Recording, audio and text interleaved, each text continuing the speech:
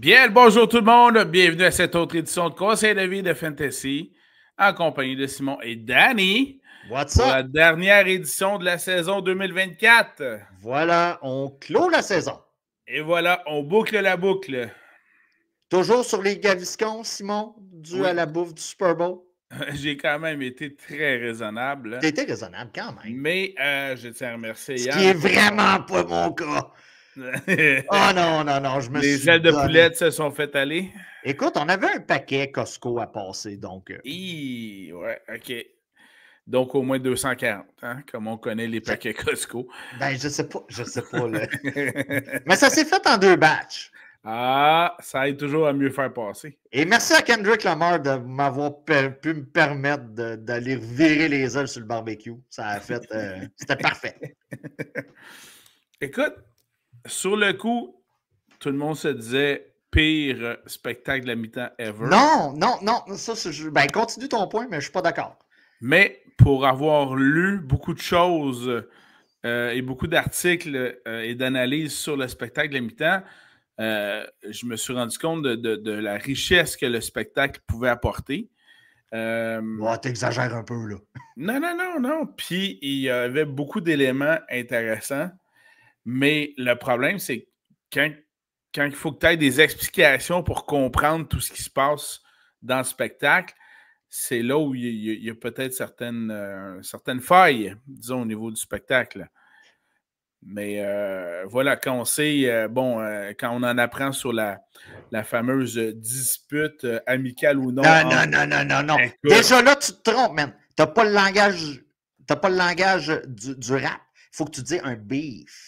Oui, je sais, mais Faut que tu dises que j'ai un beef. Ça se traduit pas, man. Ben là, dans ce cas-ci, toute l'histoire entre Kendrick Lamar et Drake, fallait techniquement être au courant de ça avant le spectacle pour en apprécier toutes les saveurs. J'ai vu, c'est le metteur en scène québécois Serge Denoncourt qui mentionnait qu'il avait adoré la mise en scène. C'est une des meilleures mises en scène de Super Bowl des dernières années.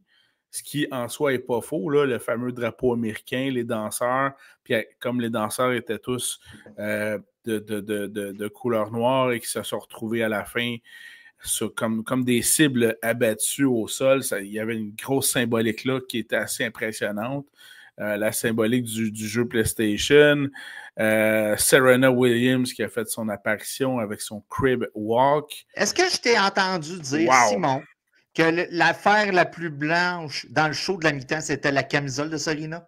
Écoute, ça et certains personnages tous vêtus de blanc, là, tout à fait, pour évidemment faire le drapeau américain. Mais c'est ça, pour en apprécier toutes les saveurs, il fallait s'informer, il fallait être un peu plus au courant. Puis, habituellement, on ne va pas passer des heures à faire des recherches pour apprécier un spectacle de la mi-temps de Super Bowl. Voilà. Danny a 42 ans, OK? Simon en a... Beaucoup plus. Beaucoup plus. Écoute, en US, d'après moi, Simon a 55 en ce moment. Donc... US, ouais, c'est bon ça. Écoute, Kendrick Lamar, c'est des milliards d'écoutes sur Spotify. Moi, c'est pas mon dada, le rap.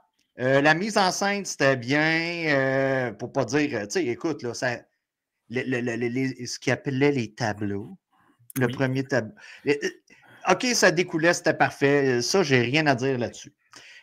Côté musique, c'est des milliards d'écoutes. Et moi, je me suis dit, OK, c'est vraiment pas mon range, c'est vraiment pas. Puis ça arrive, là. Tu sais, ça arrive. Écoute, le Super Bowl me garde dernièrement avec de la musique qui n'est pas de mon range.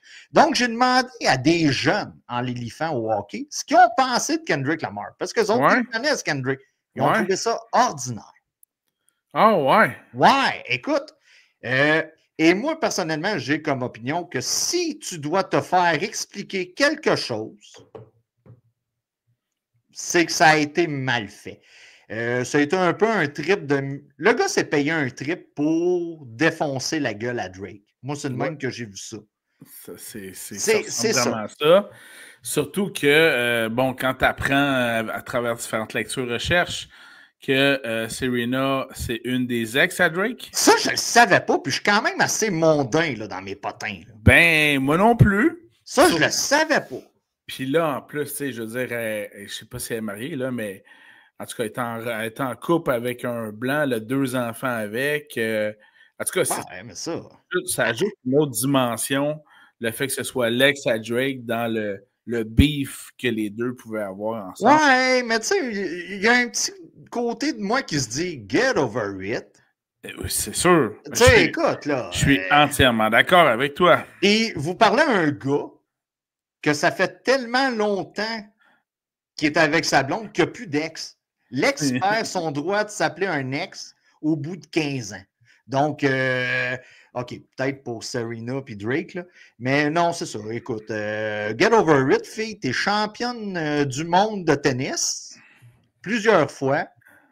Puis là, il y en a un que, bon, en tout cas, regarde. Mais ça serait temps qu'on ramène un peu de rock, de country. À la limite, Miley Cyrus, là. Tu sais, là, ramener de la pop, là. Puis non, regarde, c'était bien, là. Mais pour les gens que je connais de la génération qui écoutent du rap, j'en ai pas entendu un dire c'était correct. Fait que, à part ma fille qui a 9 ans et qui a écouté Star Academy après, puis elle dit que c'était bon. Donc, regarde, je me fie pas trop à elle. C'est un bon point. Mais maintenant, au niveau du match. Ça a l'air que Rock Voisine faussait à côté. Ça, ma blonde me l'a dit. Ma blonde me l'a dit. OK, mais en passant, un des chanteurs qui performe très bien dans le monde, tu parlais de country, là, c'est Luke Combs. Luke Combs, Jelly Roll, des gars très populaire. Ben oui, tout à fait. Mais là, si on vient au niveau du match du Super Bowl. C'était la fin du cimetière des CD, animé par Simon et Danny. Voilà, merci. Destroy! Il y a eu un moment de jubilation chez Yann. Pour certains qui n'aiment pas un numéro 15, Patrick Mahomes. Phew, je pensais pour ceux qui n'aimaient pas Yann, j'étais là. On adore tous Yann. Ils les invitent pareil. On adore tous Yann, mais il était pas mal tout seul dans son camp pro Mahomes. Et il y en a plusieurs, dont moi-même, qui avons jubilé durant la soirée de voir comment il avait été enfermé, capturé, détruit, plaqué, emprisonné dans la boîte défensive des Eagles. C'était une démonstration de main de maître du coordonnateur défensif Vic Fangio des Eagles. C'est d'ailleurs plusieurs commentaires mentionnaient que le MVP aurait dû être la défensive là, des Eagles là-dessus. Ouais, de un, ça se donne pas, là, un titre à une unité. De deux, j'ai cru comprendre qu'il est arrivé à Pat Mahomes suite à tous les TikTok et tout ça. Il est arrivé à Pat Mahomes qui est arrivé, dans le fond, aux filles que Drake a ramenées chez eux. Oh, selon Kendrick! Oh, oh d'accord. Oh, c'est à peu près ça qui lui est arrivé. Donc, non, grosse game de la défensive. Première séquence. On a vu, tu sais, il y a tout le temps les close-up et tout ça. Puis on a vu d'en face à Pat Mahomes qui a fait « Holy fuck, ce soir, ça va être rough. » On l'a vu, là. Tu sais, habituellement, on disait « Regarde, deuxième série, tout ça. » Puis à chaque fin de série, on le voyait retourner ses lignes de côté, puis il était comme « Non, à soir, j'ai pas de ligne offensive. Non, à soir, mon tight end, le 87, il pense à ses vacances. Garde, c'était un beau match. Les rumeurs voulaient que le 87 allait proposer non, ça, j'ai jamais à la fin du match. Jamais cru à ça. Mais c'était des belles rumeurs parce que finalement, il s'est comme effoiré. Fait qu'on oublie ça. Mais la chevelure de Kelsey. C'était spécial, ça. C'était spécial. Ben, et son accoutrement.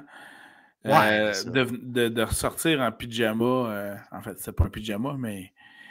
Enfin, j'aurais. Taylor a dénaturé le bum qui était Travis Kelsey. Je pense que oui. Puis elle a d'ailleurs été huée au cours du match. Ouais, mais ça, quand tu as une foule 70% Philadelphie versus 30 Kansas City, il fallait s'attendre à ça. La fille va très bien dormir pareil. Là. Ah, effectivement. Puis, dernière nouvelle, elle a rempli le stade 2 soirs facilement à Philadelphie. Donc, tout va bien. Là. Effectivement. C'est juste un match. Mes pensées vont à Pat Riley, l'entraîneur de basket, qui finalement comme il avait commercialisé et acheté le trademark de l'expression Three-Peat, n'aura pas 160 millions de dollars dans ses poches, puisque les Chiefs n'ont pas gagné et donc n'ont pas réalisé le Three-Peat en question. Non. On lui espère un Three-Peat dans un autre sport. Et peut-être pas au baseball, parce que sinon, Danny va passer 2 autres saisons misérables. Ben écoute, s'il y a un club qui peut le faire en ce moment, c'est les Dodgers. Et voilà. Donc, mais rapidement, pour résumer le match, du côté de Philadelphie, ce qu'on a dit toute la semaine, c'est que si on laisse le match dans les mains de Jalen Hurts, on est dans le trouble. Ça a zéro été le cas. C'est quoi? On a été plus ou moins un facteur. Dans ce cas-ci, la défensive des Chiefs, leur but était justement de mettre plus d'hommes dans la boîte défensive pour arrêter le jeu au sol, ce qui a bien fonctionné, mais Jalen Hurts a produit. Il a fait sa job. Devonta Smith, A.J. Brown, des gars comme ça ont répondu à l'appel. Très gros match de la défensive. Écoute, on a muselé Pat Mahomes. De mémoire, OK, là, vous allez peut-être me sortir une statistique de son année recrue. Je crois que c'est le pire match de Patrick Mahomes que j'ai vu de mes yeux. Du moins sur une prestation à un niveau aussi important. Peut-être Super Bowl contre Tampa Bay, là, mais je suis plus sûr. Là. Il avait été dominé solide aussi. Il avait été dominé solide. Écoute, les partisans des Pats sont heureux. On peut retirer Pat Mahomes de la conversation du GOAT encore pour 1 an ou 2. Là. Mais match parfait des Eagles. Je suis quand même content pour le fanbase. Tu vas dire, pourquoi tu es content pour un fanbase de Philadelphie? Écoute, c'est des partisans qui sont là à tout moment. On le voit là, ça n'a jamais été. C'est pas un long fleuve tranquille, malgré qu'on a quand même gagné dernièrement. Puis je suis content pour Jalen Hurts. C'est une histoire. Si vous avez des kids, c'est une histoire de persévérance. Le gars n'a jamais été, comment je te dirais ça, mis sur un piédestal partout où il a été. Il a fallu qu'il fasse sa place, que ce soit au repêchage, puis tout ça. C'est une très belle histoire. Pour l'entre-saison, je m'attends à ce qu'A.J. Brown sac le camp. Je m'attends à ce qu'il s'en aille avec les Pats. C'est un avis personnel. Je m'attends à un retour avec Vrabel. Mais pour le reste, très grosse partie des Eagles. Et honnêtement, j'ai écouté le match avec des fans qui étaient des newbies. Là. Ils écoutent une game par année et tout ça. C'est sûr que ce n'est pas le match espéré quand tu veux un match serré et tout ça. Non, mais écoute, c'est un match, ça arrive que des finales finissent en blowout. C'était une démonstration du savoir-faire d'une défensive. Et je suis content pour tous les joueurs réservistes qu'en fin de match, on peut Kenny Pickett. Non, mais Kenny Pickett, champion du Super Bowl. Kenny a passé l'année à se faire barouetter à gauche, à droite, là, soyons honnêtes. Puis à se faire dire, tu vas apprendre le livre de jeu de tel club. Tu vas apprendre le livre de jeu de tel club. Puis tu vas... Je suis content que ces gars-là, les remplaçants, les substituts, on peut avoir un moment Super Bowl. Ça, écoute, s'il y a un beau côté à un blowout, c'est ça. C'est que toute l'équipe peut en profiter. Mais écoute, le fan moyen, c'est sûr qu'il se dit, bon, on va aller, comme mon beau-frère dire, on va sacrer le camp au 3e quart. Laisse-moi ajouter quelques faits saillants de ce match du Super Bowl. Le premier, juste de mentionner que Pat Mahomes est 0-2 quand Tom Brady est dans le building au Super Bowl. Que ce soit lorsqu'il l'affronte comme joueur ou lorsque Tom Brady commente à titre d'analyste le match, 0-2 quand Brady est là. C'est quand même une stat intéressante. Écoute, la semaine passée, tu avais la statistique qui voyage à l'ouest, qui voyage en avion à l'est, la direction du museau de l'avion. Et là, on a une nouvelle statistique un peu loufoque, celle de Tom Brady dans le building. Mais dites-moi pas que Tom Brady n'était pas dans le building quand il a gagné. Tu sais, on le voit, là, les artistes sont là, les gros joueurs sont là. Il était probablement dans le building quand Pat Mahomes a déjà gagné. Mais ça, regarde, je dis ça, mais je dis rien. C'est quand même une stat intéressante. Autre fait saillant, mentionner que la première passe de toucher de Patrick Mahomes durant le match est survenue après que l'entraîneur-chef des Eagles de Philadelphie, Nick Sirianni, ait reçu sa douche de Gatorade sur la tête. Ça vous donne une idée à quel point ça allait pas bien pour les Chiefs. Ben, du côté des Chiefs, là, écoute, on a un modèle de fonctionnement, hein, on a une stratégie d'équipe. L'an prochain, ça va être mieux les wide receivers. On a eu des blessures et tout ça, là, mais le jeu au sol, là, Pacheco, ça ne marche plus. Kareem Hunt, ça marche. Ça n'a pas marché. Ça n'a pas marché. Le gars avait aucun support. Puis, tu sais, je ne veux pas défendre Pat Mahomes. Moi, je suis le premier à plus ou moins l'apprécier. Mais, tu sais, je l'apprécie pareil. Moi, d'un certain point de vue, je suis déçu. J'aurais aimé assister à l'histoire. Un three-peat. Mais je ne l'ai pas. Tu sais, c'est correct. Mais écoute, un autre des faits saillants, c'est l'audace du receveur DeAndre Hopkins en conférence de presse après le match, qui, dans ce cas-ci, a eu l'audace de dire que les arbitres n'avaient pas favorisé les Chiefs lors de leurs appels de jeu. Ce qui est, en fait, pour plusieurs, un retour du balancier pour toute la saison 2024. OK, 3 petits points. Voilà. Rien à dire, rien à ajouter. Voilà. C'est une belle audace. Rien à ajouter. Alors, voilà, c'était retour sur le Super Bowl. Des choses à ajouter à ce niveau, mon cher? Écoute, les Eagles sont partis pour une coupe d'années. On parlait... J'espère qu'ils vont revenir. Ben, je m'attends quand même. On n'aura pas tant de changements que ça là, du côté des Eagles. On va en parler dans un reportage. Là, on tombe dans un mini break là, pour les prochaines semaines. On va en parler à l'arrivée des joueurs autonomes. Du côté des Eagles, on est encore en bonne posture pour les prochaines années. C'est du homegrown talent pour la plupart ou des signatures qui ont, on est dans les premières années, là, voir ici Saquon Barkley. Et donc, voilà, les joueurs d'impact restent en poste. Les joueurs d'impact restent en poste. Du côté de Kansas City, on va se poser des questions. Les gens vont s'amuser un peu avec ça. Mais s'il y a une équipe que j'ai confiance qui peuvent revenir rapidement en selle, c'est eux. Excellent. Bon, ben. Surtout après avoir perdu la face demain. Oui, en effet. Faisons un retour sur la saison 2024 Fantasy Football maintenant que la saison 2024 est officiellement terminée. J'aimerais, puisque notre dada à Danny et moi, c'est vraiment le fantasy football, donc les pools de football, les performances de joueurs qui nous font donc remporter des pools ou les perdre, comme ce fut le cas cette année. On va donc pouvoir revenir là-dessus. J'aimerais d'ailleurs que tu commences, Danny, par me souligner quelques-unes des surprises de la saison 2024 en fantasy football de ton côté. Écoute, je vais y aller par position. Ça va Excellent. être Écoute, au poste de corps arrière, je m'attendais à beaucoup. Ben, je m'attendais à moyen de Jayden Daniels du côté de Washington. Très belle surprise. Très belle surprise. Daniels, Bo Nix et Sam Darnold qui a réussi à... Contre toute attente? Bien, contre toute attente, il a réussi à rendre les Vikings compétitifs suite à une blessure à J.J. McCarthy. Effectivement, parce qu'il n'était même pas pressenti vraiment pour être du moins meneur pour l'entièreté de la saison. Et on se retrouve à la fin de la saison et on a Darnold qui tombe joueur autonome et on tombe avec lui, il va quand même avoir des gens qui vont miser fort pour Daniels, malgré la fin de saison un peu chaotique. Pour Darnold, tu veux dire? Oui, pour Darnold.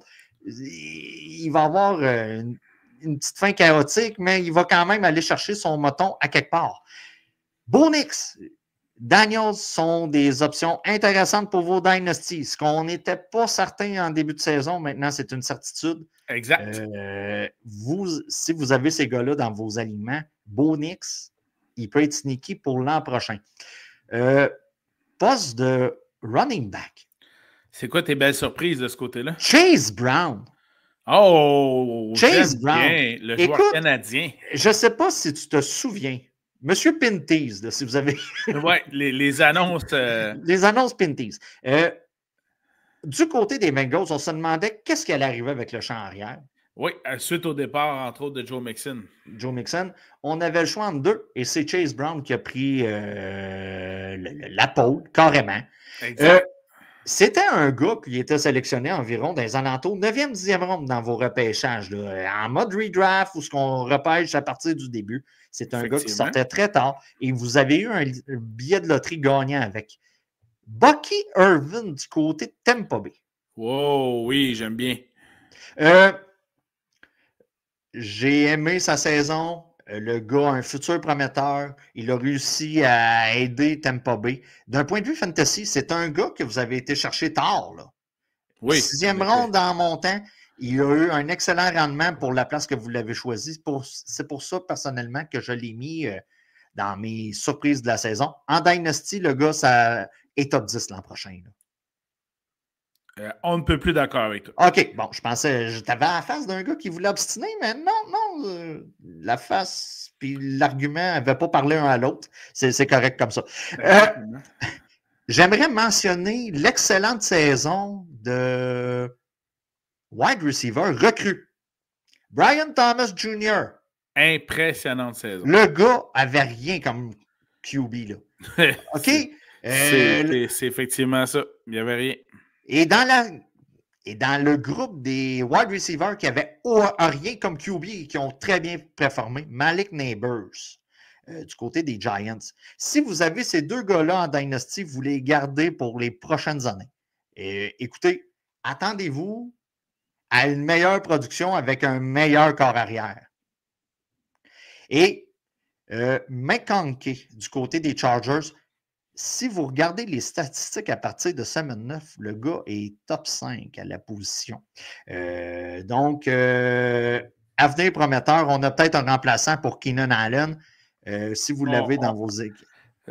Oubliez l'incertitude parce que tu as dit peut-être on a maintenant le remplaçant de Keenan Allen à Los Angeles. Oui, mais Danny est cérébral. Il sait qu'il y a des agents libres qui s'en viennent et des échanges et tout ça. Donc, lui, il a des mains, on le garde.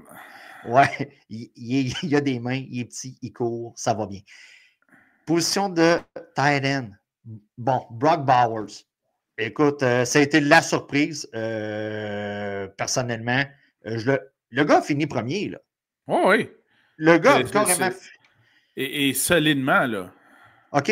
Dans une catégorie où les joueurs nous ont chié dans la pelle semaine après semaine. On va en reparler tantôt des tight ends. Ça a été un des seuls qu'on pouvait mettre dans notre line-up à la position qui a été constant toute la saison. Oui, effectivement. Puis l'an prochain, on n'a pas fait nos rankings encore, c'est trop tôt. Moi, je dis tout le temps, c'est trop tôt. Ben, le gars, il est premier à la position tout de suite l'an prochain. Et probablement 2e ronde en mode redraft. Jonnu Smith, belle surprise du côté des Dolphins. Il a réussi lui aussi, il a réussi à stabiliser, pour ceux qui avaient des tight ends problématiques, il a réussi à stabiliser une chaloupe qui prenait l'eau. Disons ça de même. Effectivement. Donc, une chaloupe qui prenait l'eau, lui, il a réussi à mettre le Flex Seal. La chaloupe coupée en deux, là, à 6 sauteuses, là, ben lui, il a réussi à faire que ça flotte. Wow. Donc, ça a été pas mal. Très belle analogie. Toi, est-ce que tu as d'autres surprises que je suis passé rapidement dessus? Surprise, non, mais je vais y aller tout de suite avec les meneurs de la saison 2024, puis à la manière que tu l'as fait, je vais y aller par position. Top 5 à chacune des positions selon le nombre de points obtenus à la fin de la saison ou en fantasy football. Au poste de carrière, donc Lamar Jackson étant celui qui a le plus produit, suivi de Josh Allen, Joe Burrow. Encore là, c'était pas une surprise. Par contre, le fait qu'il ait été aussi mal supporté au niveau de la défensive et parfois de sa propre ligne offensive, c'est quand même impressionnant ce que Joe Burrow a pu faire. Une mauvaise défensive peut créer une superstar en fantasy. N'oubliez jamais ça. Oui. Et 4e meilleure performance cette année, carrière, Baker Mayfield. Oui. Donc, une solide saison pour le Bake qui nous a cuisiné ça. Et la 5e meilleure prestation d'un carrière au terme de la saison 2024, c'est une de tes surprises, Jayden Daniels. Donc, je crois que tu vas retenir ce carrière-là en Dynasty l'année prochaine, n'est-ce pas, mon cher Danny? Il y a des fortes chances que. Voilà. Surtout que j'ai Bo Nix aussi. Oui. Mais entre les deux, on sait lequel tu vas retenir. Oui, mais tu peux aller voir quelqu'un avec Bo Nix. Ah, ben je vais l'attendre au repêchage. Alors. Je vais aller voir Yann. Yann, il va se débarrasser de Mahomes. Je suis pas mal jamais dans 100 ans. Porteur de ballon au meneur de la saison, le premier, Jahmyr Gibbs avec les Lions. Deuxième, Saquon Barkley. Le troisième, Bijan Robinson. On a donc Derrick Henry, quatrième. Cinquième, Devon Achane. Ça a passé sous le radar, Devon Achane. Mais constant, régulier, le Achane. Constant. A réussi à survivre à l'épreuve des blessures. Moi, c'est pour ça que je l'avais plus bas que d'autres dans mon ranking au début de la saison. Mais il a très bien surfé sur la vague. On a manqué Tua aussi là, du côté des Dolphins. Ouais. Ça l'a aidé. Puis le gars a été constant toute la saison. C'est ça qu'on cherche comme running back numéro 1 dans une formation. Et voilà. Ça a été parfait pour ceux qui l'ont drafté. Les 5 meilleurs receveurs de passe lors du dénouement de la saison 2024 en fantasy football. Le premier, Ja'Marr Chase, suivi de son ancien coéquipier à LSU, Justin Jefferson. Chase a pilé d'en face à toute opposition à l'opposition. Et je crois qu'on a environ 90 points de différence. Corrige-moi si je me trompe, mon cher Danny, mais jouait-il pour un nouveau contrat par hasard? C'est une constante dans l'univers. Voilà. Mais il a été franchement impressionnant. Donc, Ja'Marr Chase suivi de Justin Jefferson, suivi ensuite de Amon-Ra St. Brown. Et une des belles surprises que tu as mentionné tantôt, quatrième au cours de la saison, Brian Thomas des Jaguars. Donc, s'il n'est pas retenu en termes dynasty, il va sortir en première ronde assez clairement là, de ce côté-là. Et finalement, mon ressort de passe, j'ai repêché en première ronde l'année passée. Drake London a fini 5e. J'aurais pu le mettre dans mes surprises, je vais être honnête, mais c'est que je vais garder son QB dans mes déceptions. Voilà. Voilà, on a une constance qu'on ne s'était pas dit, mais on en vient au même constat là-dessus. Et finalement, les 5 meilleurs alliés rapprochés suite à la saison 2024 Fantasy Football en vertu du nombre de points qu'ils ont rapporté. Le premier est de loin Brock Bowers, suivi ensuite de Trey McBride des Cardinals. Tout ça avec un touché. C'est pathétique comment c'est pauvre. Non, on va se dire la vérité. Trey McBride est deuxième à la position avec un touché durant la saison. Le volume est là. L'an prochain, si ce gars-là reçoit, écoutez, 5 passes, 4-5 passes de toucher de plus, il écrase la compétition. Là. Ben voilà, exact. Du moins, il va rejoindre Brock Bowers. Voilà. C'est simple que ça. Le troisième, George Kittle. Ouais, ça faisait longtemps qu'on ne l'avait pas. On ne l'attendait pas, du moins, dans le top 3. Non, mais ça montre à quel point que la position était, comme diraient les gens. Volatile. Comme dirait Kendrick dans le milieu de sa tune, fucked up. Ouais. Très volatile. En quatrième, la belle surprise dont tu as parlé, Jonnu Smith. Oui. Et en cinquième, celui qui a ralenti, qui était pressenti dans le top 3, il est quand même dans le top 5, Travis Kelce. Avec, tout ça est arrivé avec Noah Brown qui a commencé à prendre son envol un peu durant la saison. Tu veux dire Noah Gray avec les Noah Gray, Noah Brown, je suis ailleurs. Là. Ouais. Noah Gray. Il est dans une autre équipe, Brown. Dans une autre équipe. Il y a trop de Noah. Voilà. Qui aurait dit ça? Il y a trop de Noah. De Noah. On va bien spécifier les syllabes. Voilà. Allons-y maintenant du côté des déceptions de la saison 2024 en Fantasy Football. Commençons du côté des corps arrière. Je te laisse commencer, corps arrière. Donne-nous un nom, puis je vais renchérir avec un autre. Pour les déceptions, j'ai voulu faire fi des blessures. Je n'ai pas voulu inclure les blessures. Parce que sinon, tantôt, au poste de running back, j'aurais parlé de McCaffrey. Mais, tu sais, on peut-tu vraiment parler de gestion de blessures et tout ça? J'ai essayé de rester pour des joueurs qui ont été sur le terrain une majeure partie de la saison. Regarde, je vais te laisser Kirk Cousins. CJ Stroud. Déception, CJ Stroud du côté des Texans. Je suis d'accord avec toi. Écoute, y a-tu fini top 10 à la position?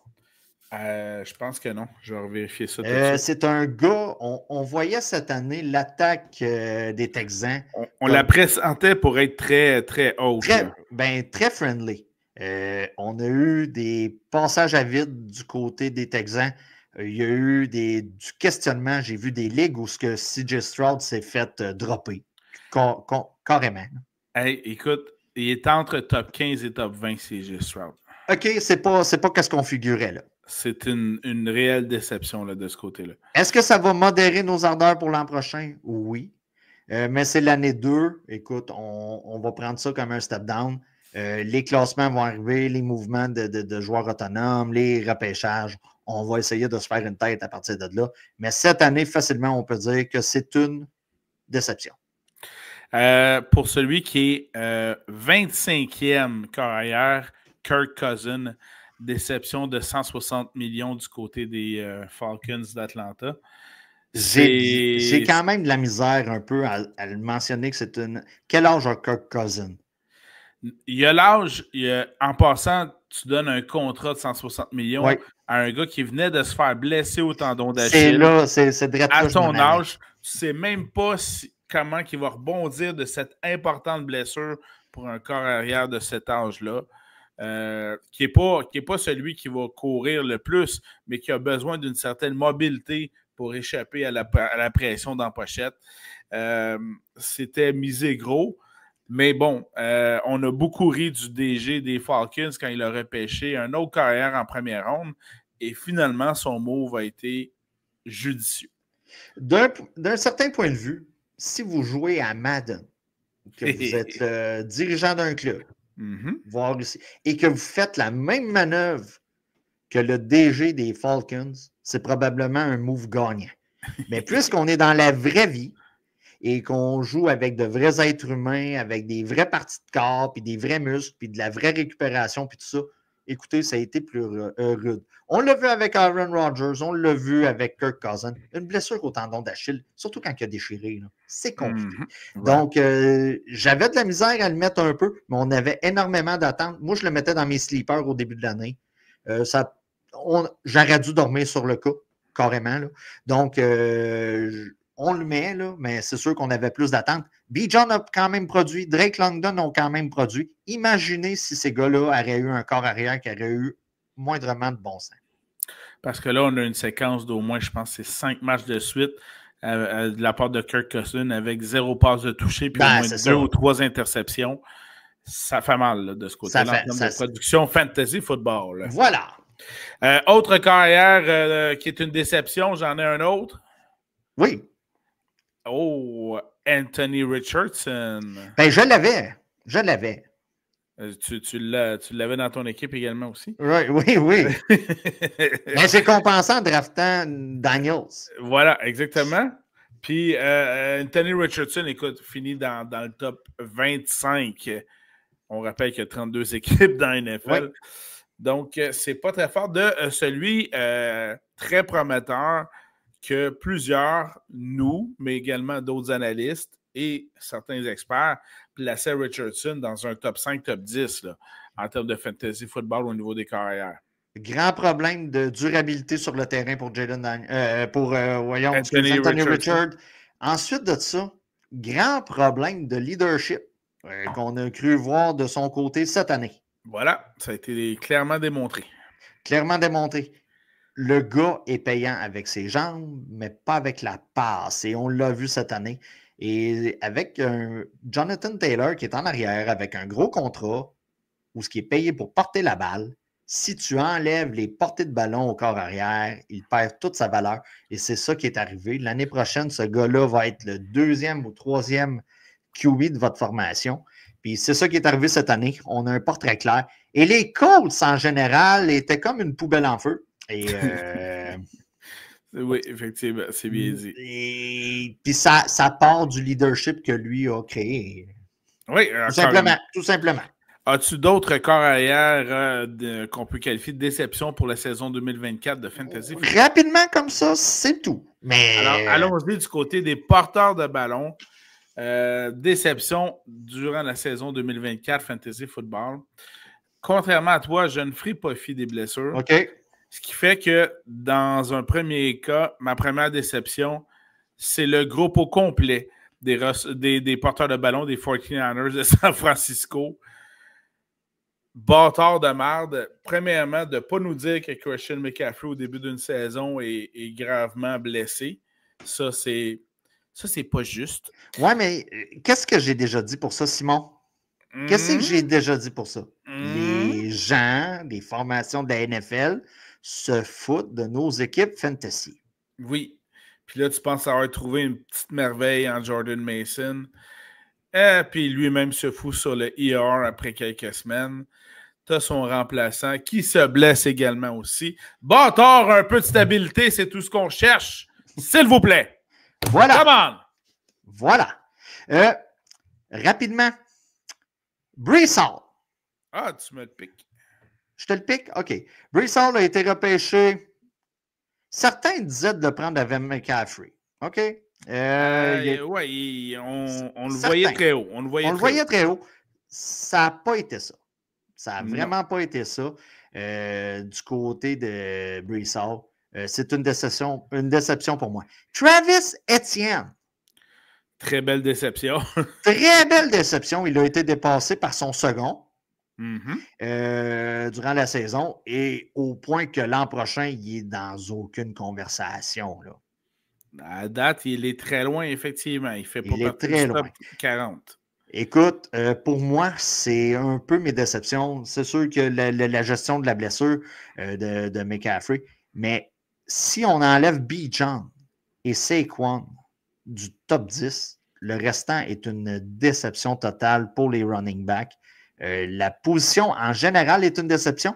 Et pour l'an prochain, une petite prédiction, quand on va faire nos rankings pour la saison, sur le top 10, il va y avoir au minimum 70% des joueurs qui ne seront pas des running backs.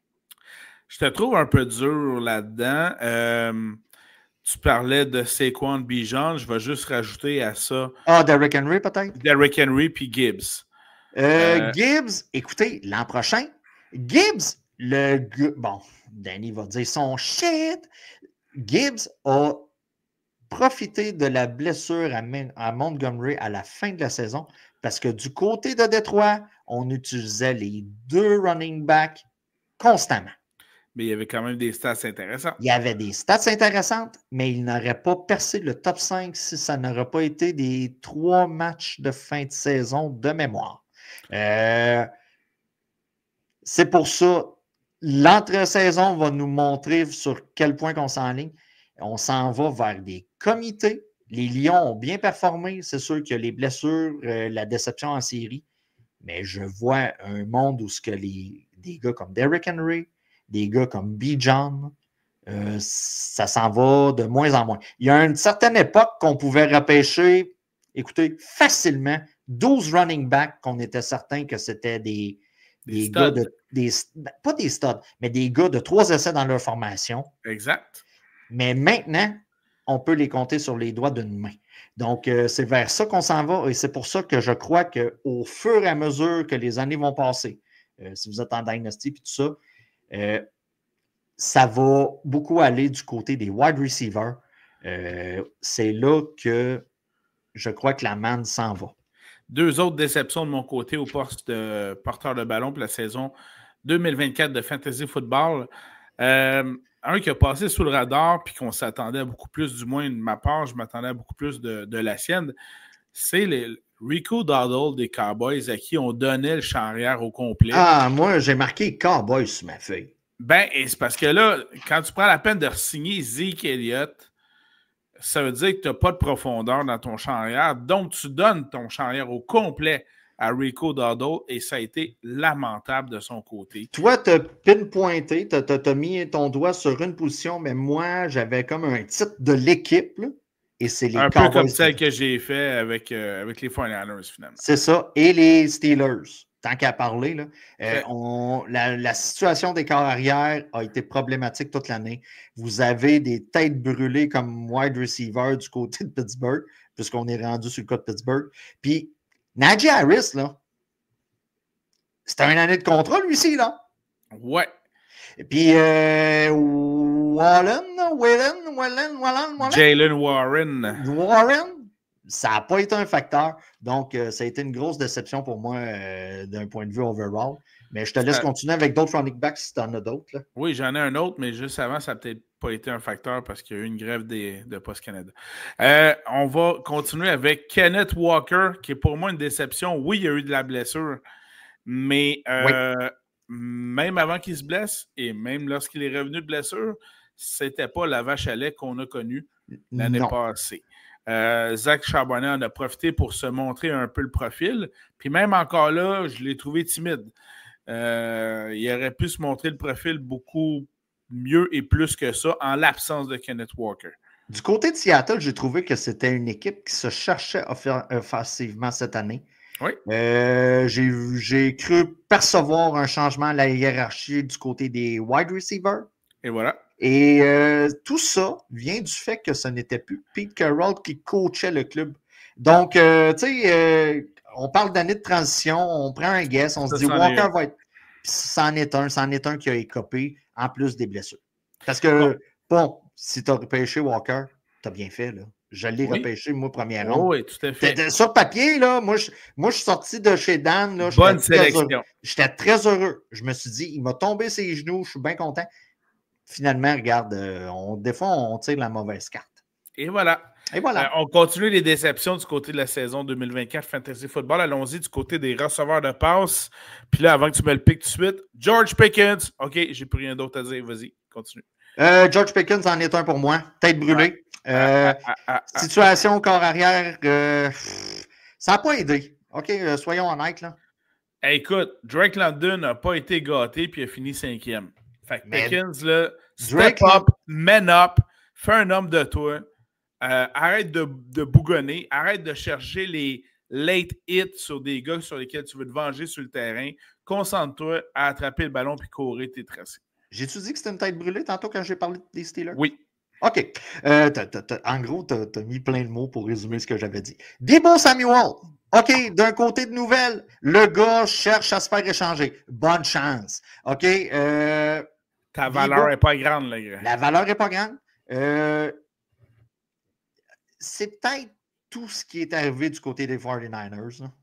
Mais ça a été une énorme déception cette année pour moi. Deebo Samuel.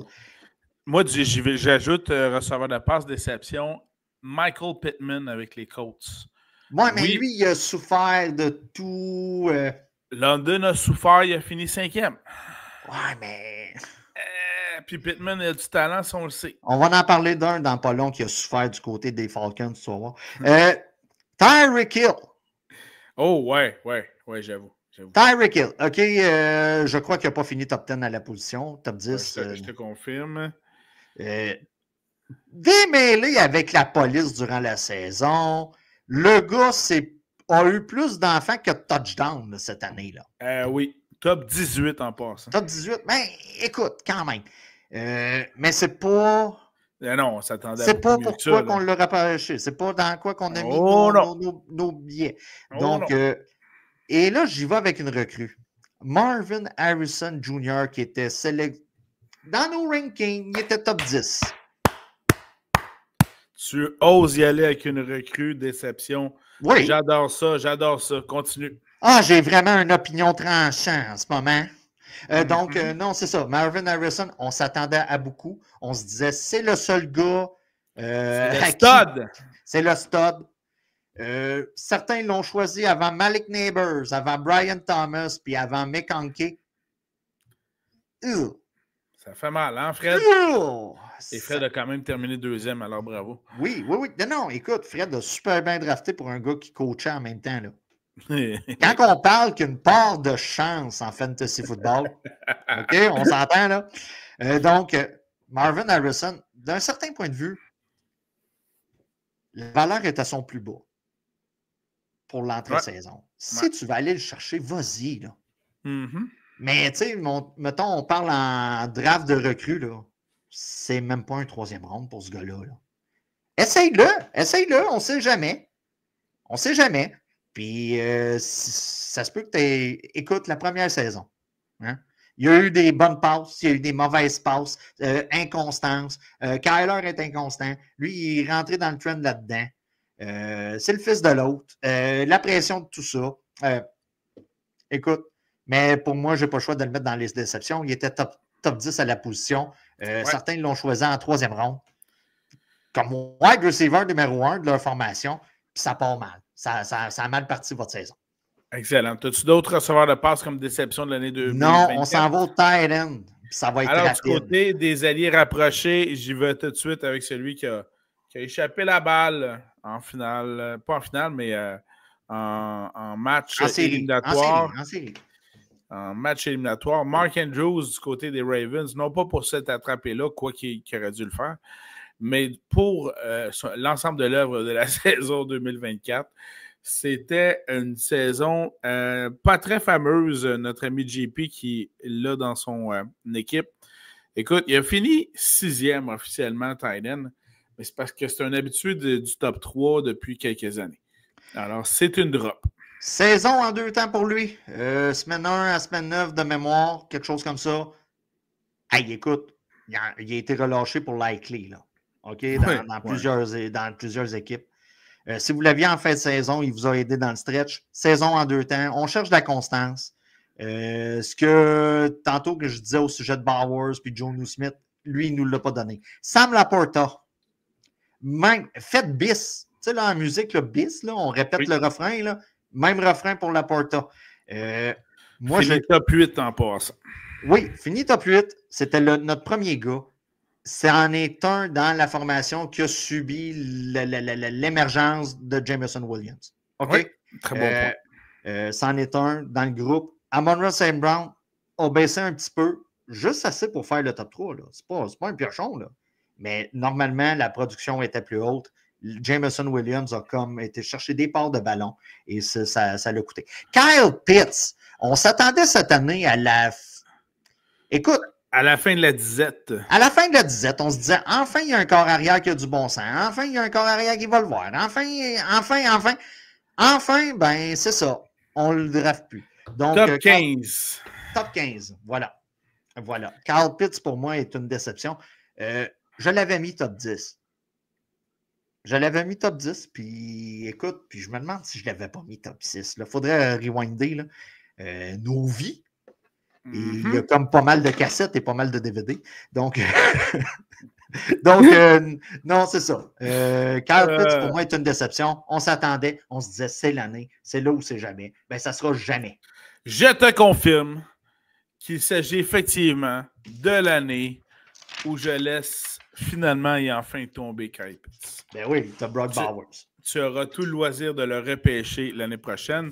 D'ailleurs, je fais juste regarder dans les meneurs de la saison. Bowers était premier. Il est dans mon équipe. London est dans mon équipe, 5e. Bijan dans mon équipe était 3e. Voilà mes 3 partants que je garde en Formule Dynasty dans mon équipe. Ça part bien. Ça part bien. Danny, de son côté, a beaucoup de choix de repêchage. Oui. On sait déjà qu'il va garder Jaden Daniels. Ouais. Puis après ça... Ouais, c'est pas clair. Oh, qu'est-ce que tu gardes? Où est-ce qu'il s'en va? Hein? Danny, tout dépendant du draft. Toutes les directions. Tout dépendant du boulier. Tout dépend du boulier. Bon point. On a bien hâte de voir ça. Voilà. Terminons l'année 2024 Fantasy Football avec de derniers conseils de vie. Vas-y donc, mon cher okay. Danny. Bon, OK. On a un problème de hockey au Québec, apparemment.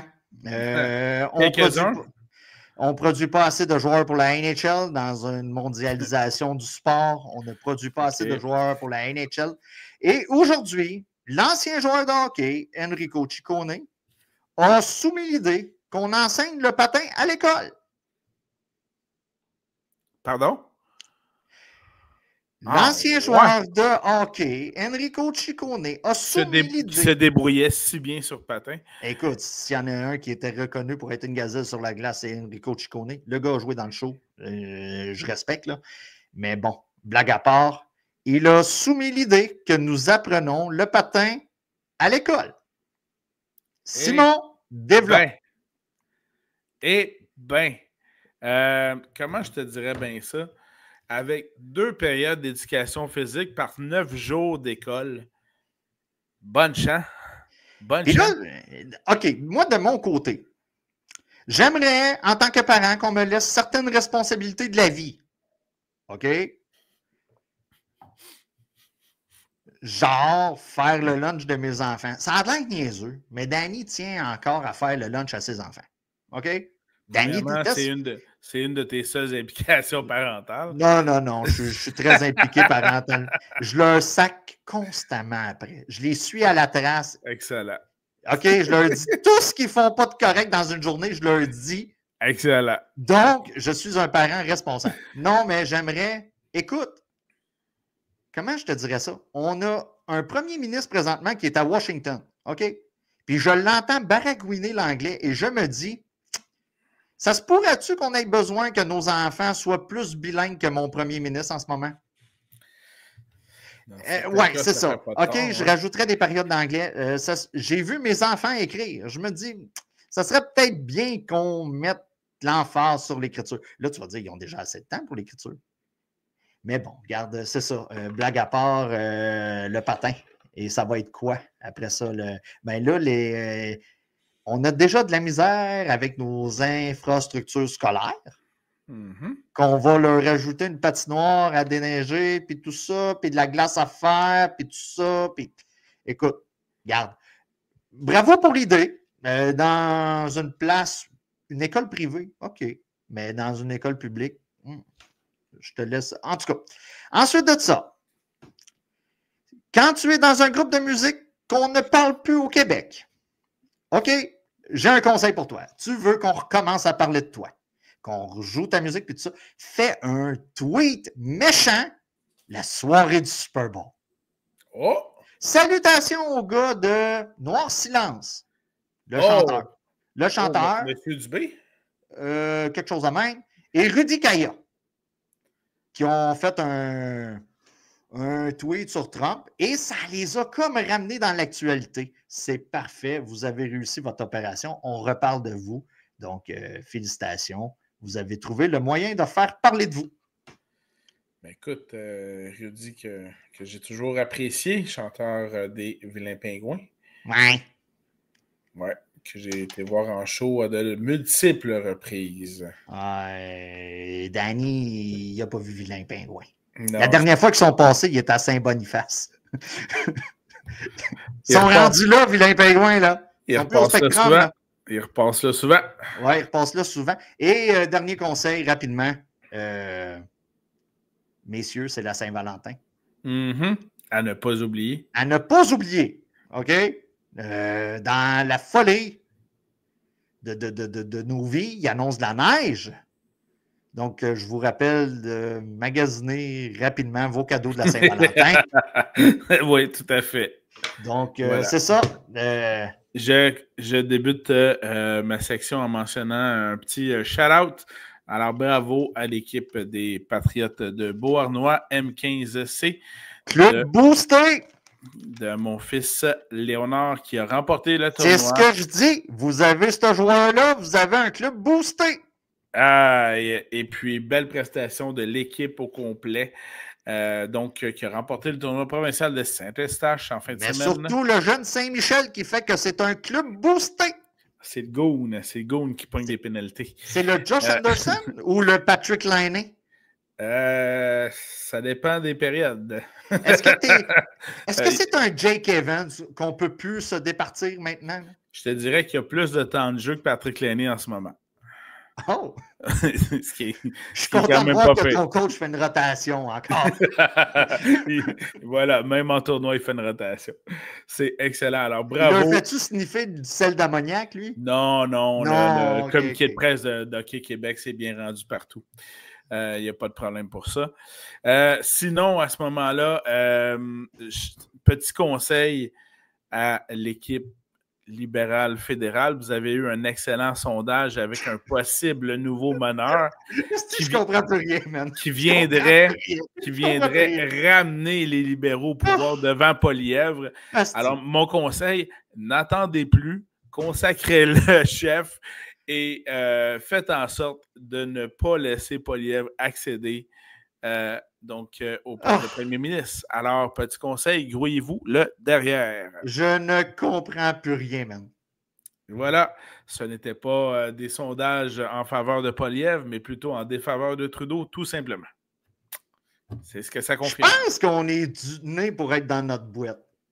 Écoute, je pense que oui. Je pense que oui.